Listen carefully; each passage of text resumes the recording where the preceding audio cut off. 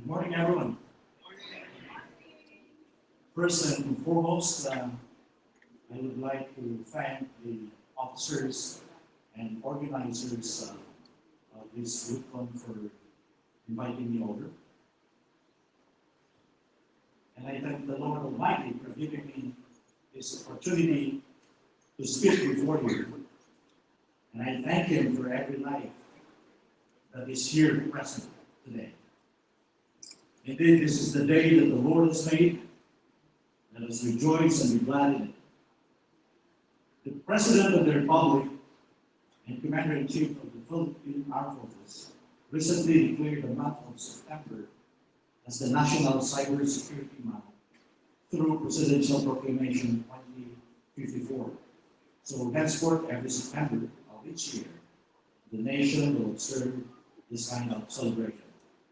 And how better to celebrate this month than having this group convention with cybersecurity practitioners, not only from the different parts of the country, but also from all over the world. On the other hand, the Armed Forces of the Philippines started this month's celebration by hosting a symposium with the theme Practical Approaches to Cybersecurity and Intelligence last 2 and 3 September at Drill Headquarters in Campo Ginaldo, Quezon City. In June of last year, the AFP organized the Cyber Command in response to the call of the National Cyber Security Plan 2022 for its creation.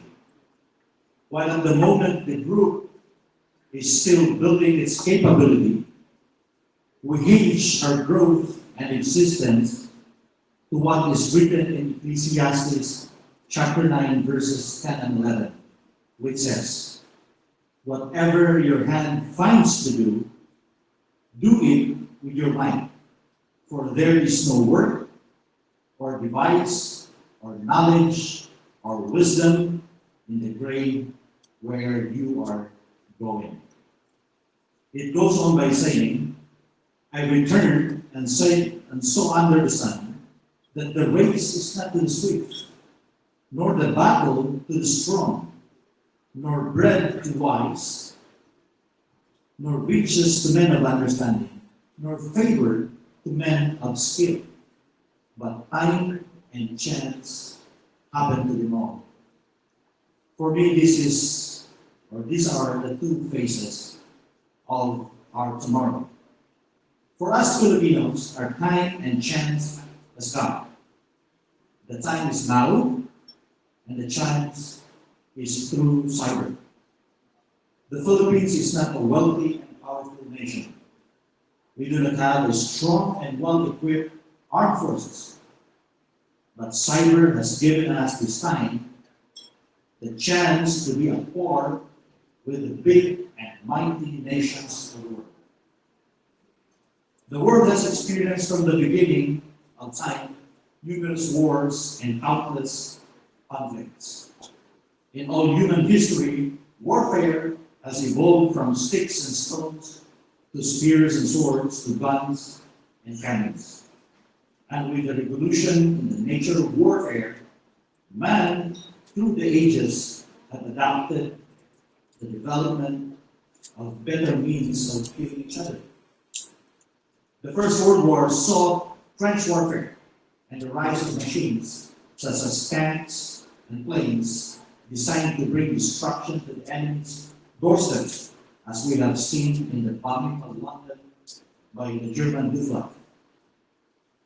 On the other hand, the Second World War brought weapons of mass destruction such as the atomic bomb, which had catastrophic effects up to this time in Hiroshima and Nagasaki. They became the information age, where more intelligent and smart weapons were developed. Cruise missiles are launched on submarines and hit its target with pinpoint accuracy, as we have seen in the Desert Storm that crippled the huge Iraqi army overnight. But even more recently, we have seen nuclear reactors rendered operational, sent oil rigs burning in the middle of the Persian Gulf, and power grids shut down without getting hit by any kinetic weapon. This war is unseen, unheard, and unknown to common people, except those of the breed of men who are gathered in this hall today. Such is the nature of cyber warfare. Countries leverage dominance in rather non-kinetic means to conduct espionage, as well as damage critical infrastructure such as power, communication, transportation, and others by just hitting the keyboard of computers. At present, the Philippines is currently facing massive attacks. In fact, we rank 5th worldwide. The sad thing is that some of these attacks come from within us.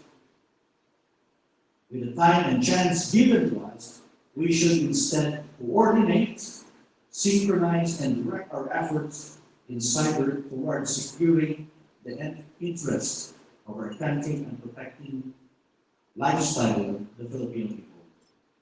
Our government, let alone the AAP Cyber Command, cannot win the war in cyberspace nor protect our national interests in this domain all by ourselves. We need you. We need you to do your role in advancing our collective aspiration as a people, as a nation, of having a peaceful and productive way of life. The war we are facing today is no longer fought by bullets, but rather by bites.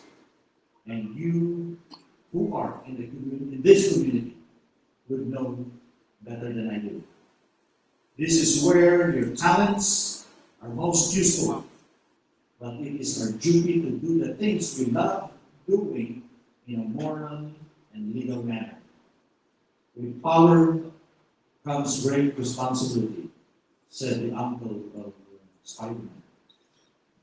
And the principle of sowing and reaping applies in everything that we do. At the end of our lives, we will be made accountable for the things we did and the things we failed to do. It is therefore my prayer for everyone present here today that the Almighty give each one of us the right mind, heart, and spirit for this opportunity. Only He truly knows that we are setting out to accomplish. We have an idea, maybe, a vision, some hints and daily instructions. We have talents and abilities and time to work. However, only He can see the perfect detail of the end of every beginning, of every project, of every season, and every life that is here today. Nothing is ever in vain, for even mistakes and missteps are used by Him for good.